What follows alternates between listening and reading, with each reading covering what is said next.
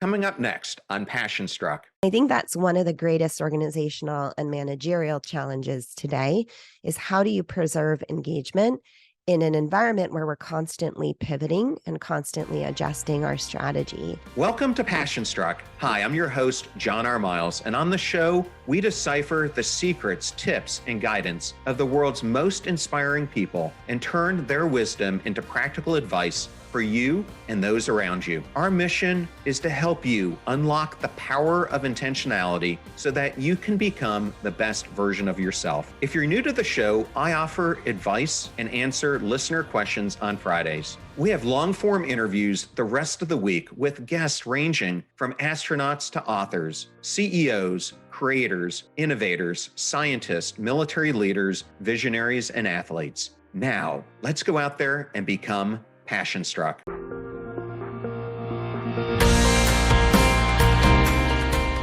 I am absolutely thrilled and honored to have Dr. Gabriella Rosen Kellerman on Passion Struck. Welcome, Gabriella. Thank you, John. Lovely to see you. Lovely to see you as well. And I'm going to start the conversation out with the topic that you started out as a psychiatrist and you practiced medicine for the first phase of your career, which was somewhere between 8 to 10 years. That can be a very difficult thing to walk away from. I like to highlight stories on the show where people reinvent themselves. And I wanted to ask you, what was the motivation for you to change directions? Thanks for the question and thanks for highlighting this because, of course, it's something we all need to do in our world of work and it can be terrifying. For me, that reinvention was the most terrifying that I've encountered because it was driven by a sense of what I was doing was not the right thing rather than a calling to what was next. It took me a good 2 to 3 years to find the right next thing after I decided that clinical medicine wasn't it. I went into medicine and psychiatry in particular out of a deep curiosity about the brain, a desire to help advance the knowledge, and an eyes wide awareness of just how little we do know about the brain and just how little we have to offer our patients. It's a pretty narrow toolkit compared to other areas of medicine, but for me, that was exciting. And that meant I could spend my career innovating and helping to broaden the toolkit and advance the knowledge base. It turns out that for all kinds of reasons, clinical psychiatry is not where a lot of that innovation is happening.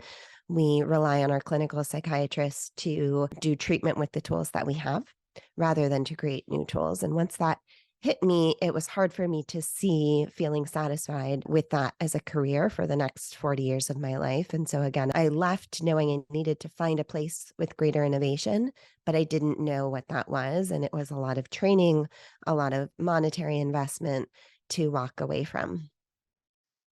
Well, you'll probably find this ironic. I actually read the entire DSM-5 manual because I found that myself, as I was going through dealing with post-traumatic stress from the military and other things in my life, that all of a sudden I was being categorized in these 5, 6, 7 different ways that I didn't feel like I fit any of the categorizations. And so I started reading up on this.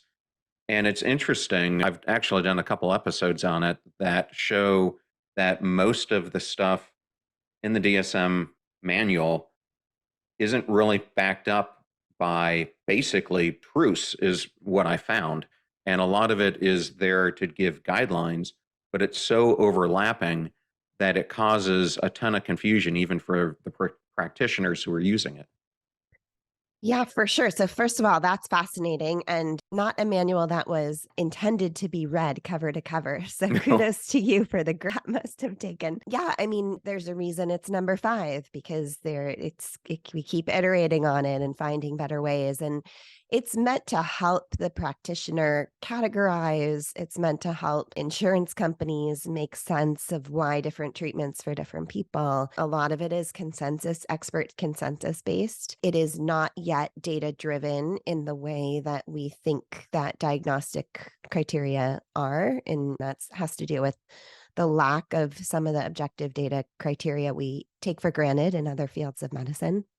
For practitioners, it can be equally confusing and they each tend to find their own way into it. of making sense of it and figuring out how they're going to use it. And then as soon as a new manual comes out, they have to start all over. I used to think that starting all over was a frustrating thing, but now it strikes me as actually a very healthy thing for a field, especially one that is so young in the science, to have to every few years, every decade, really reset your understanding of what these disorders are and who fits where.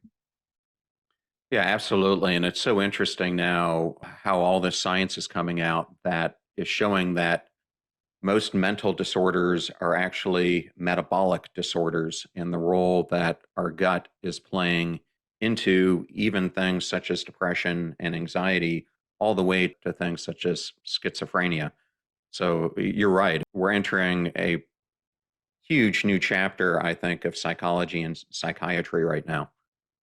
Yeah, I love that science and the broader movement. And we used to talk about the brain body connection. As a doctor, your training in psychiatry and neurology teaches you that the nervous system it's not just about the brain. It's not just even about the brain and the spinal cord. It's our entire physical being is infused with nerve endings, and all of that, it gets processed largely up in the brain, but we are gathering data from every part of our body. And so just as we would think of a computer system as having a networked set of computers that's all gathering data and comparing notes, that's much more what our body is like than having one computer mainframe in the brain and then a couple of wires going out. It's much more of a network system of information gathering and processing.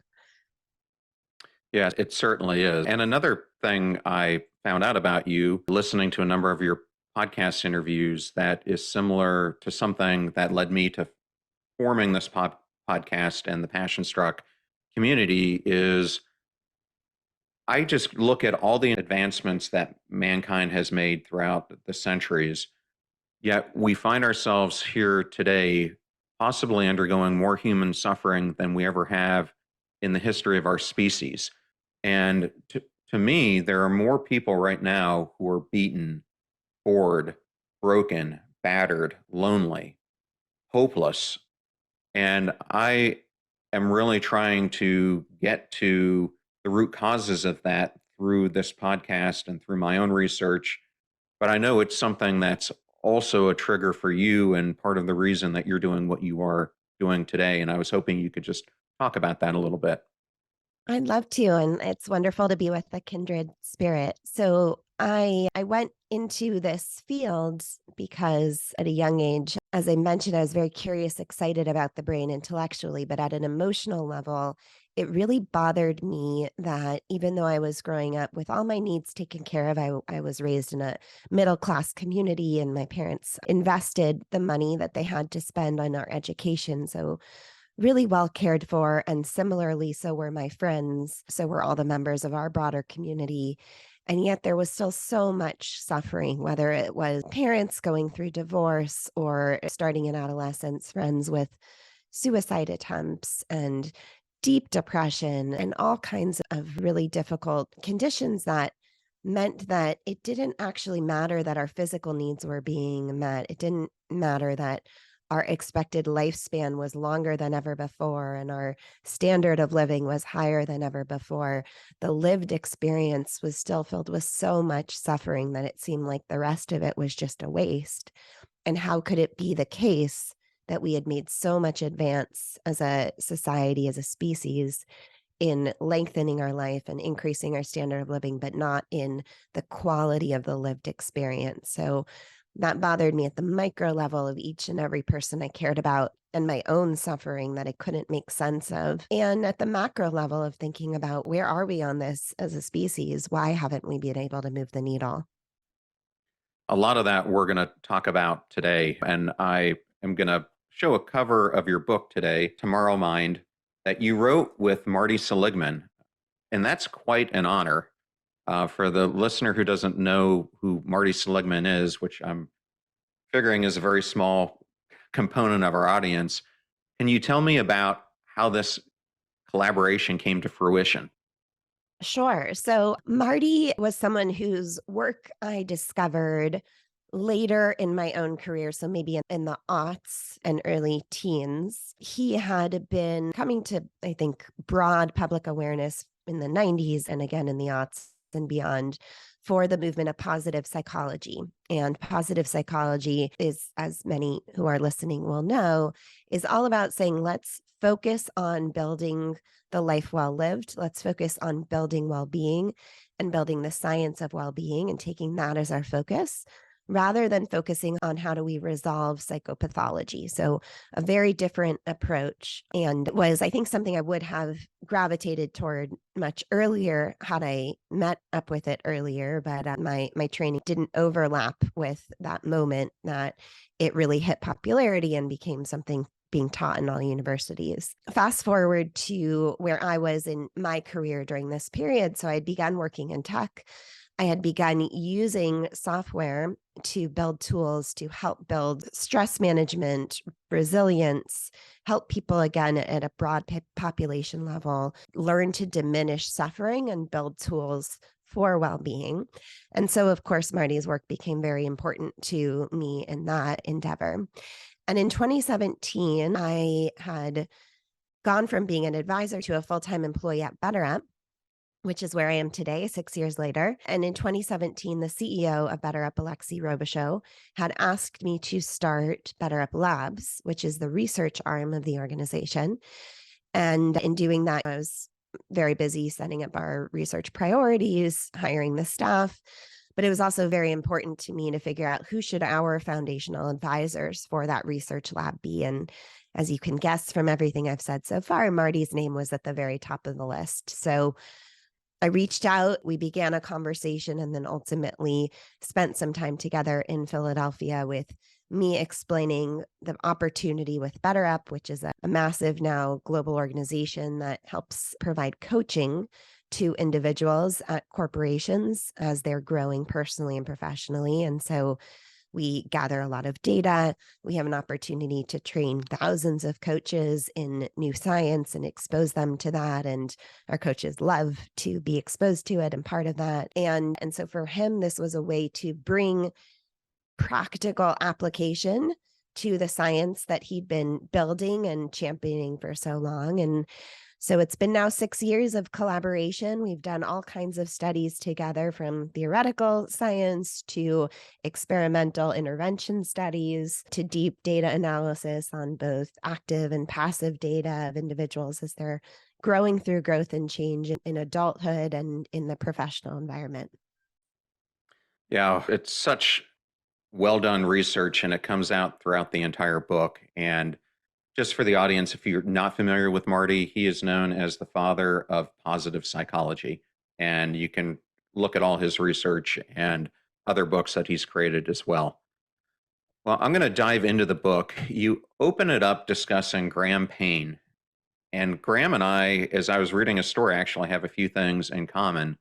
When I was in the military, I was an information warfare officer, and I was doing things with advanced cryptology, etc., long before they were mainstream in the early 90s, about the same time the first CISO came on the scene, Chief Information Security Officer, if the audience is unfamiliar with that term.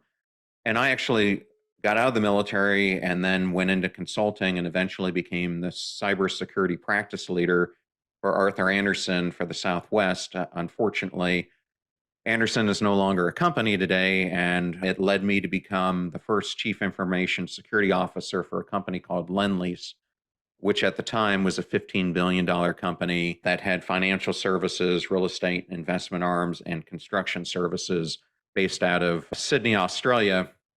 But during part of that time, I lived in Atlanta. And where I'm going with this is, while I was in Atlanta, I ran into a close friend of mine, Rich Bache. And Rich is very famous now in the CISO world because he has held two of the largest CISO roles at AIG and Wells Fargo, and now recently was appointed as the CISO for the Central Intelligence Agency. However, what most people don't know about Rich is that when I was the CISO at Lendlease, he was the CISO for a company called ChoicePoint, which at the time was one of the most prominent companies doing background searches. And during his time as CISO, where he also won Information Security Executive of the Year during the same year, there was a massive cybersecurity breach That was a huge nationwide deal, and the company tried to pin the entire thing on him. And I remember at that time, it was the low point for Rich in his career. But as I just described, he found a way to rebuild his career from that professional disaster to now being one of the most recognized people in the space. And I bring that whole story up because it parallels in many ways Graham's story. And I wanted to ask, what can we learn from Graham's story and from Equifax's cybersecurity disaster and how he himself, like Rich, found himself at the edge of an abyss and was able to rebuild himself from that disaster? Yeah, thank you for the question. And by the way, you should absolutely reach out to Graham and make the connection. I think he would love to talk to you, and I'm happy to also facilitate that. So, Graham, very, as you said, very similarly had a long and pretty illustrious career as a CISO. He was an early pioneer in the space and really jumped on this wave of how do we help our companies? How do we help our client customers take good care of their data and protect it? And he was Equifax for a good amount of time before the major event that everybody knows about. And by his description, there were a number of security breaches that happened before then. So it wasn't that this was unknown, and security breaches do happen in part because the world is changing and we're learning, and there's only so much you can do to anticipate all of the different ways that this very complex stack of technology that any major corporation is built on today, all of the different gaps that can emerge. It's not like a set of physical pipes with leaks, right? There's interactions and then there's software updates, and it's just a massive job to keep on top of. So Graham and his group were doing their best and things would come up. And to his recollection, the company would kind of learn from it and they would move on to the next thing. And nobody was really fired, at least not in some very dramatic way for those events, because they were doing their best and doing what they're supposed to do. When that major event happened in 2017, the breach happened through a piece of software that Graham's team oversaw.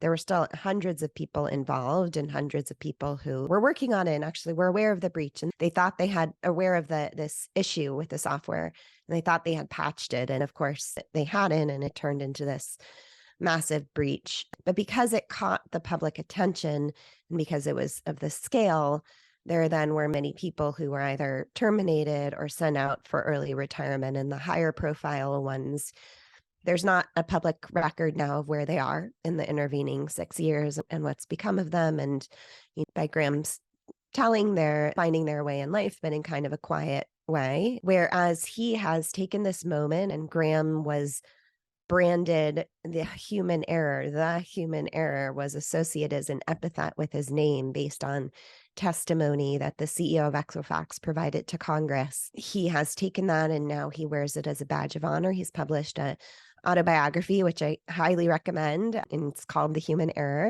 And he talks about his story and he uses his lessons and his wisdom to help other companies with this. He's learned how to take this massive event as a point of value, a point of his own value, that he went through this. He learned all of these things, both about the information technology, but also the sort of organizational pathology around it that resulted in the outcome at Equifax. And he now advises companies on it and has a tremendous amount to offer them. So to your point, what determines whether someone is out there telling their story and wearing it as a badge of honor and creating value from it versus quietly fading into the background or maybe really struggling? And I have to imagine some of those who went through this at Equifax really were struggling with it. It's very human and natural to imagine. A lot of that is resilient. It's also the 4 other skills we talk about in our book: a sense of meaning and purpose, the ability to have foresight to see ahead to a next chapter, the social network, social support, and then this ability to creatively reinvent yourself through an innovative capacity. Well, we're going to deep dive into all those different topics, but I did want to say I think Graham would make for a very interesting interview on this podcast. So, yes, I would love to meet him. And for the audience, if you're not familiar with cybersecurity in these big companies, you may think, oh, they knew about this potential security vulnerability and these things are easy to correct. Well, you have to realize that at any single time when you're in these companies, you're dealing with hundreds of vulnerabilities that are out there. And I know my roles at Lend-Lease, Lowe's, Dell, you're talking about tens of thousands, if not hundreds of thousands of not only servers, but also workstations and access points that you have to deal with. And so when you're applying many of these security patches, it requires reboots of systems. Some may not be compatible because of the age of the software that's on them. So it takes a ton of coordination to get this right, because you could put the patch on, reboot a critical service such as Dell.com, and it doesn't come up. And so there is so much work that goes behind the scenes, not just with the security department, but with the other departments, including the user community, to get these things right. So it becomes a very complex undertaking, and it's ever evolving all the time. So I also wanted to put that out there because it's not as easy at all as it seems. No, and the CEO of Equifax famously shared with Congress that, just to put in perspective the volume of data that these CISOs are trying to protect. If you think about the Library of Congress, which is the largest library in the world, Equifax at that time was handling 1,200 times the amount of data in the Library of Congress every day. So that amount is so far beyond what we can even conceive of. And then the way it's distributed across all of these systems and all of these versions and interactions between different parts of the stack, it's a tremendous responsibility, and one that every generation is learning new vulnerabilities at a really rapid clip. Yes, and my personal experience with this is that there's never just one scapegoat that you can put the blame on. There's a huge number of people that are typically involved in any of these companies, both on the business side and on the IT side. But I'm going to move on. Next topic I wanted to get into was burnout. And I have done a series of episodes on burnout because it's something that I have talked about on the show. I have experienced myself. It's something I wouldn't wish on anyone. In my case, I got to the point that I felt emotionally numb. And it's not just me. I recently interviewed New York Times bestselling authors Stephen Kotler and Dr. Mark Hyman, who both during our episodes discussed how they themselves experienced burnout. It's happening to so many people. And what I wanted to ask you, Gabriella, why is work taking such a toll on our physical and mental well-being? Sure. So there's a lot of discussion about the impact of COVID on physical and mental well-being, and some of the factors there were the isolation. So being socially isolated is for sure a huge factor. I think I want to zoom out to answer your question, though, and just say that this era of work, even before COVID accelerated this, has been defined by constant and unpredictable change. And so in addition to the daily labors that we're engaged in, we're being asked to very often change tasks. We're being asked to walk away from things that we've been working on and shift into a new mode of working. There's a lot of hiring and departures and team scrambling that happens. And so all of the sources of stability that we're used to at work are not really there anymore. Even the idea that we used to stay at one institution for most of our careers, no one does that anymore. Average tenure might be 3 or 4 years, even less in younger generations. The way that we are wired to manage change has to do with how we evolved as hunter-gatherers, and change in that environment typically meant something sudden and fast and threatening, like an avalanche or a predator, and we had to respond quickly. That's why it's called fight or flight, right? It's not called fight, flight, or celebrate. There wasn't this idea that it could be something excellent that was actually coming our way. Whereas today, when we're hearing these whisperings of change, it could be something excellent, it could be something neutral, or it could be something negative. And we have to be able to tolerate lots and lots of those rumblings of change, and then the actual changes themselves, with neural hardware that's wired to interpret that as threat. Over time, when we interpret so many things constantly as threat, that is exhausting, it's fatiguing, it takes a great toll on us, and it puts us in a state of helplessness, which is not too far ahead of something like a clinical depression. So there's a tremendous amount about the way that our world operates today that threatens our well-being in pretty fundamental ways.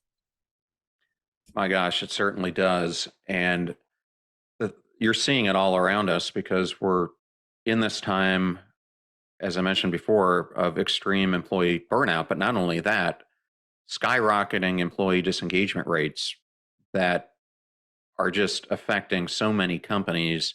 And I think when you come down to it, from what I have seen, a lot of it comes down to people don't feel passionate about the work that they're doing. They don't feel like they're involved or connected to the strategy of these firms. They don't feel like they have meaning in what they're doing. And without that sense of passion or being passion struck in your job, it can lead to this feeling of being dehumanized by the work that you're doing. And so I wanted to ask you, a lot of the work that you and Marty did looks at how do you rehumanize work in new and inspiring ways. And I was hoping that you could just touch on that. Well, I'd love to speak to what you just got into about the disengagement. One dimension of disengagement that I want to highlight is that all of this change means that we're frequently changing strategies, which means we're changing what we have our employees focus on. And we've all lived that. We've been told to shift from working on one thing to another, something we might have been working on for a year, 18 months, or even just 3 months, but really cared about. And now we have to change directions. There's a sense of victimization that can result from that. There's definitely a sense of detachment. Well, if I'm just going to walk away from my work, I'm not going to get as invested this time around. I'm going to pull back a bit more and not kind of pour myself into it. And I think that's one of the greatest organizational and managerial challenges today is how do you preserve engagement in an environment where we're constantly pivoting and constantly adjusting our strategy. A huge part of that is how do you give visibility to everyone, to the forces that are influencing those changes, so that rather than be as a receiver of the message of pivot, we're all attuned to those winds of change together, and we're all taking pride in the ways that we are navigating those signals, reading those signals ahead of others and picking up on those signals. If that can be this meta project that we're invested in together, then it's a lot easier to get buy-in when we need to shift from one tack to another. Well, I think that ability to see into the future and to recognize changing patterns and how to adapt to them is extremely important. One of the things I feel about humanity is that we were built to be the ultimate learning machine, which is what gives me hope for our future. And I have my own upcoming book, still waiting on the date from the publisher, but hopefully not too far into the distant future. But I go into much of this similar to you do in the book, that I think history ends up repeating itself in many ways. And just as we were hunter gatherers and then the agricultural revolution, we took a big shift when we went into the industrial revolution. And I think we're coming out of that. And I see us actually shifting back in some ways to what we were before the industrial age.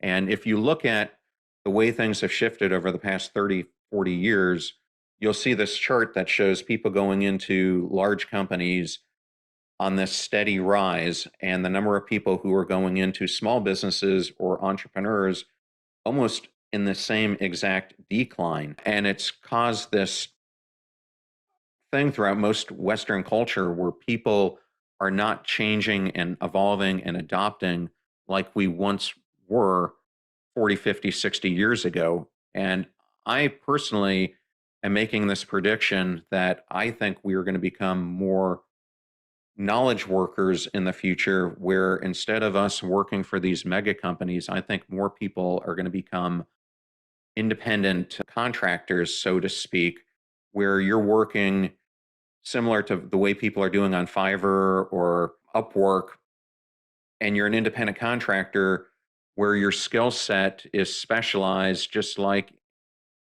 in the agricultural age, people might have been blacksmiths or other specialists. I think that's where we're evolving. And I just wanted to get your thoughts on that.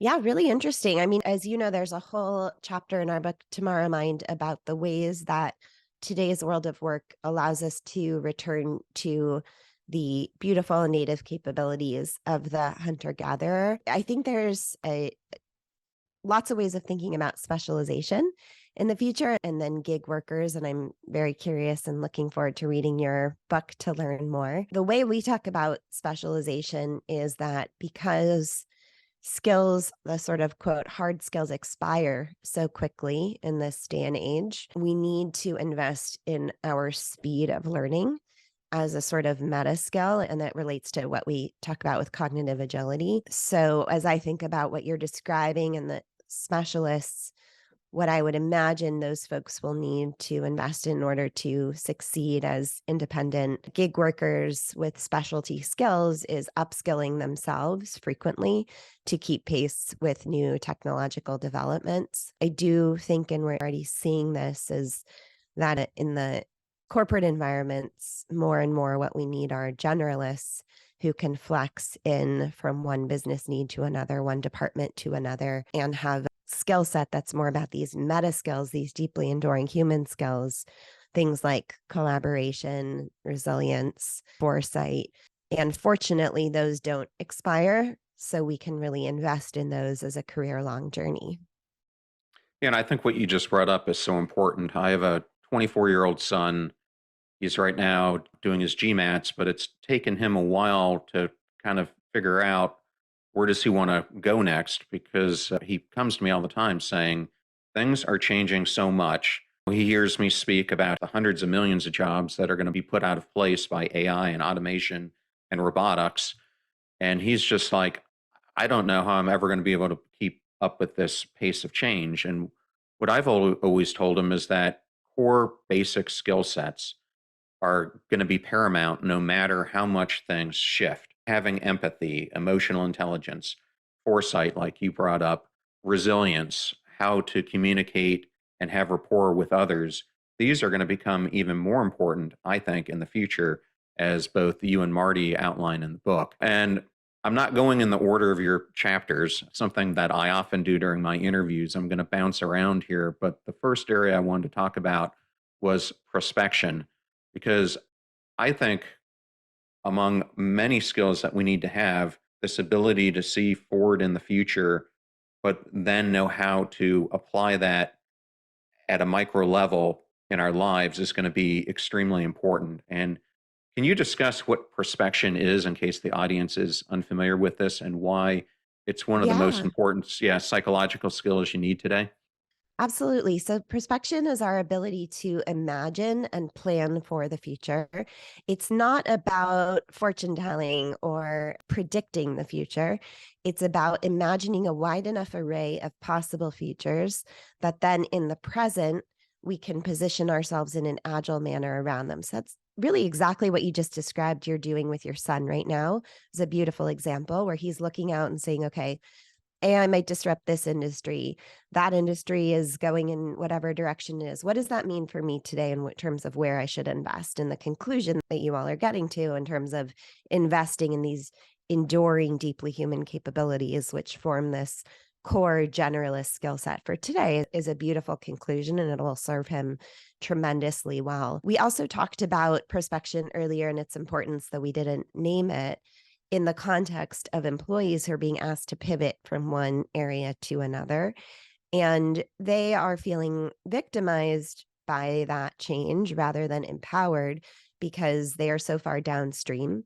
Whereas if they were involved either of their own volition or because their corporations brought them along to help be thinking ahead to what could be coming, paying attention to those cues, to even know what cues to pay attention to, then they are part of the prospection journey. They're part of building that capability for the organization. And maybe 2 months ahead of the change they're actually going to make. They're already aware that might be coming, and they might be planting some seeds of resource investment to be prepared for that, right? And I described this recently as a probabilistic view of futures, where we want to have a sense of, okay, probabilistically, path A is where things are going. That's where I'm most heavily investing. But there's a few things that might mean a quick trigger to path B. And so I want to get a few things set up so that I'm ready to go there if I need to. Path C is a sleeper, but I'm not losing sight of it. And I'm planting a few very strategic, very small seeds right now to help me if I can get there. And path B or C may never come to be, but you are positioned in a much more empowered stance in case they do, and a much more agile way of thinking that means that our companies are better able to take advantage of B or C if they do pop, rather than us being stuck and wedded to path A because we just can't get ourselves unstuck out of that one way of being. Yeah, I actually have a chapter on this that I call the bee and the turtle effect. And what I describe is you've got a turtle who's typically going down this slow, patient path towards a distant goal. And then you've got the bees who are very busy on the actual duties of what they must do today to survive. And it's mixing those two capabilities together that I think is extremely important in the future. And that is, how do you have this strategic foresight that you're planning your life, you're planning your career towards years ahead, but know how to implement it at the micro moments of your life so that you're taking steps towards this tsunami of greatness that you want to become, but you also understand along the ways that there are going to be obstacles and deviations. And it's, how do you pivot, make changes, but still stay on that long path? So I love it. One of the big areas that you talk about throughout the book is creativity. And this is an extremely important area of focus for me as well. In fact, I've done two recent solo episodes on this topic.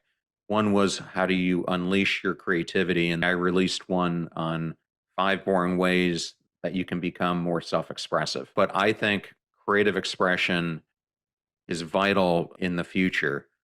And I wanted to ask you, what did your research reveal about the importance of creativity and why everyone needs to be a creative now? So, in an environment where technology is automating the more rote components of our job, what's left for us to do is inherently more creative. In addition, because all of this change is happening so quickly and it's novel, we need to be positioned to respond at the edges of the business in creative and innovative ways to those challenges as they arise. They're coming too quickly and they're too novel in form for any other approach to make sense than this sort of distributed decision making, which really positions each and every one of us as needing to creatively problem solve. We've tried in our research to offer tools, sounds like you have done similarly, around how do you build that capacity of creativity. It turns out creativity is a much younger psychological science than other areas, in part because it's very complicated. One of my beliefs about why it's so hard is that parts of it are not within our conscious control. So it relies on a brain network called the default mode network, which is not fully within conscious control. Parts of it are involved in dreaming, for example. And yet that's where a lot of our novel, most surprising ideas come from. So how do you actually build up skills around something that you can't consciously exercise?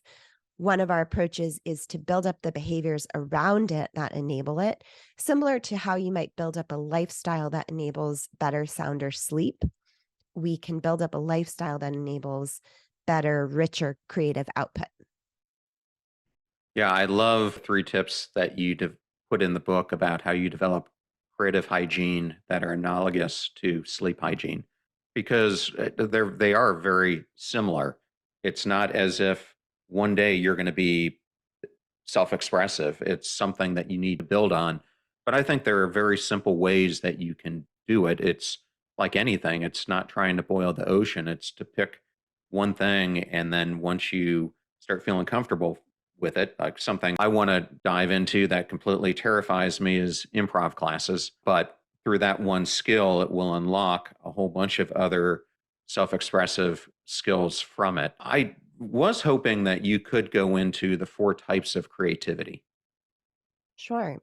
So, part of our work in helping everyone understand that they are creative, that we all have this capability, is to get more concrete about what do creative ideas look like. And we've broken them down into four different types. So, the first is integration. People who think in an integrative, creative manner, and I think I'm one of them, like to bring together ideas that don't previously seem connected, but you find a thread through which it makes more sense to treat things we thought of as separate as similar or the same. You can think about the iPhone as a massive integrative victory, putting all of those tools in one place. The second is splitting, which is almost the opposite of integration. It's where we take something that was treated as one and divide it into many. Something that happens a lot in product development, where you start with one product line and then you specialize it for different consumers, different subtypes of personas. It happens a tremendous amount in science too. Just think of the periodic table of the elements. The third is the figure ground reversal, which is where we shift from thinking that the answer to the problem lies right in the foreground and realizing that it's actually in the background in the broader context of the issue. Positive psychology was an example of this, where for so long we thought that if we focus on what's going wrong in the brain and psychopathology, we'll understand all of these fundamental truths about how to live better. And it turned out that the focus instead needed to be on living better, on well-being itself, and how to build the science of well-being. And so now that's been brought into the foreground. And then the last one is distal. And this is what we often think of as a sort of like lone creative genius who's thinking of something very different from the here and now. If you are a distal creative thinker, you might be familiar with the experience of having a hard time even explaining the idea to people because it's so far out there. It's so removed from our day-to-day reality. And in commerce, the challenge there is to help bridge the market from where we are today, which is probably not ready for that vision, to that ultimate reality, and making sure that you don't, as a first mover in that space, lose the market to someone who comes along later when the market is a bit more available and you may have wasted a lot of resources in the meantime. Well, when I think of creativity, the thing that goes hand in hand with it is giving yourself the time necessary to be creative. And in chapter 7, one of the things that you go through is that we are faced so much today with time famine. And I recently interviewed Juliet Funt and Dory Clark. I'm not sure if you're familiar with them or not, but they both have written two great books around this concept of white space and why we need to create time affluence in our lives and how important it is to have a minute to think. And I wanted to ask you, why is this having time affluence or daydreaming or a minute to think not slacking off, but essential? So when we are daydreaming, we are, as I mentioned, using what's called the default mode network, which is so essential as a way of being and thinking. We call it the default. We drift in and out of it every few minutes. And as you're listening to this podcast, you surely are drifting off into daydreaming every so often and then coming back and attending to our voices and the content of what we're saying. There's a lot of activity today, including messaging, emails, meetings, that deeply interfere with the quality of that daydreaming. In order to get quality default mode network activity, we need to be doing a little bit of conscious activity, something like walking or weeding in the garden, something we can do on autopilot, but really then letting the vast majority of our brain energy focus on those daydreaming, drifting ideas. We interfere with it at our own peril. And when we are working on a creative problem, especially, we need to make sure that we are incubating those problems effectively in that default mode network. The time famine mindset, which tells us we're always too busy to do something like that, is going to keep us from allowing that brain network to do what it needs to do. And it will really interfere with the quality of the creative output. Yeah, and just for the listener, another great book you could refer to or episode is I had Dr. Cassie Holmes, who's an expert on time and happiness on the show, and she's got a great book called Happier Hour that, along with Yeah. Gabriella's book, deep dives time management. Well, the last section I wanted to cover, and it's a very important one, is on the topic of loneliness. And it's interesting. I've done some solo episodes on this. I've got a episode coming up with Dr. Julian Hunt Lundstedt, who's one of the foremost experts on this. But I don't think people realize the gravity of loneliness right now. There was a 20-year study that was done over 114 different countries and territories that showed over those 20 years, 33% of the population was lonely. And there's been research by RP that's showing well over 45% of adults in the United States are lonely. A Statistica report showed that Brazil is the most lonely place on the planet, with 56% of their population showing signs of loneliness. And it's taking a huge toll on our well being. And I happened to read an HBR article that you co wrote in 2018.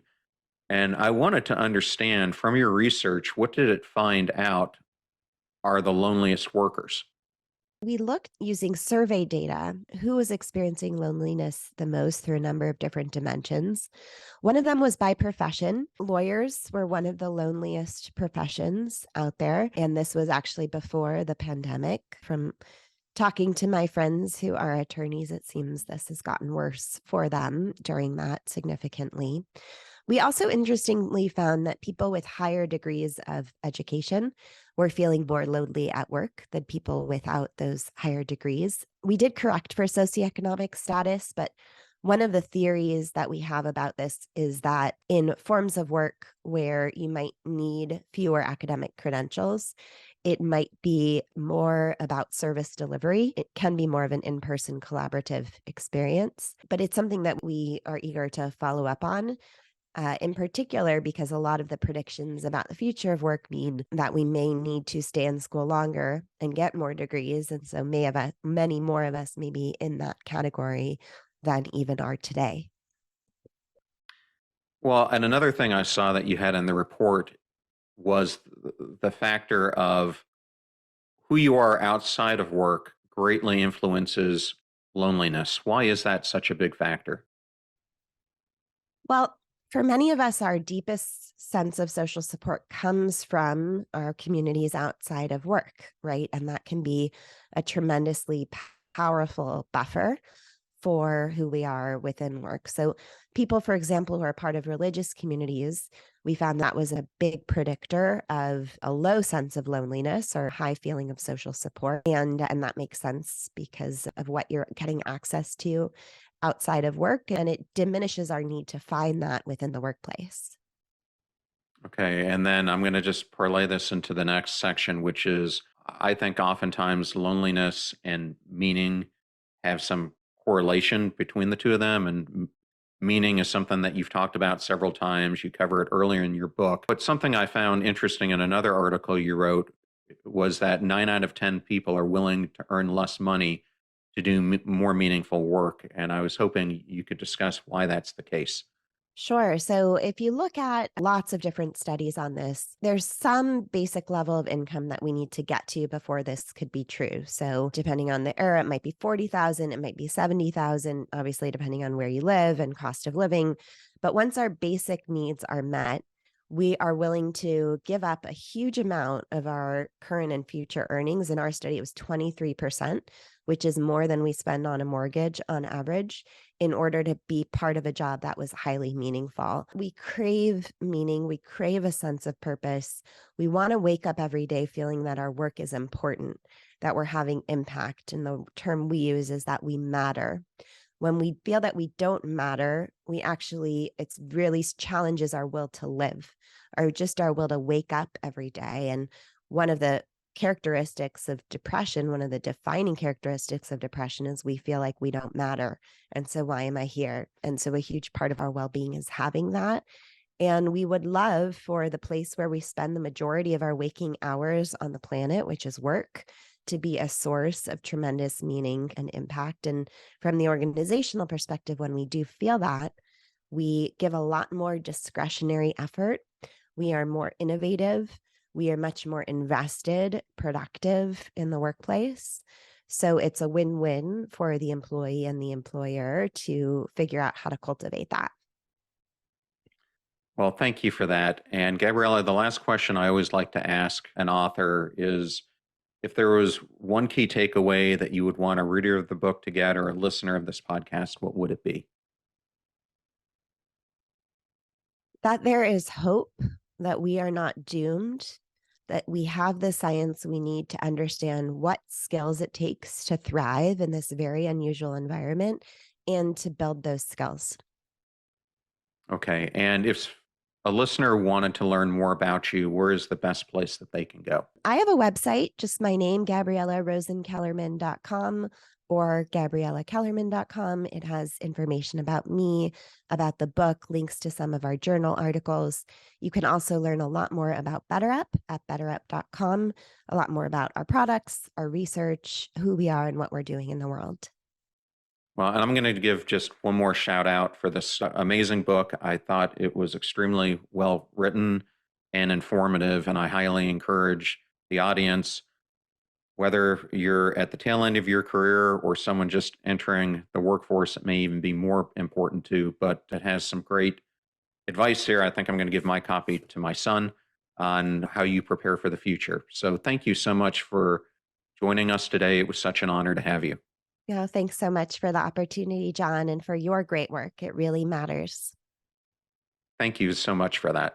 I thoroughly enjoyed that interview with Dr. Gabriella Rosen Kellerman, and I wanted to thank Gabriella, Martin Seligman, and Atria Books for the honor of having her here on the show today. You're about to hear a preview of the Passion Struck podcast interview where I welcome back #1 New York Times bestselling author Gretchen Rubin, and we discuss her brand new book, Life in 5 Senses, how exploring the senses got me out of my head and into the world. It's really astonishing when you realize just how true this is, that we are not experiencing sort of an objective world, that we are shaped by what our brains think we need to know.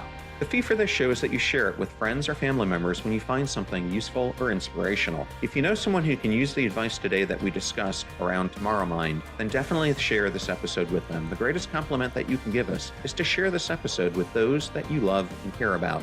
In the meantime, do your best to apply what you hear on the show so that you can live what you listen. And until next time, live life passion struck.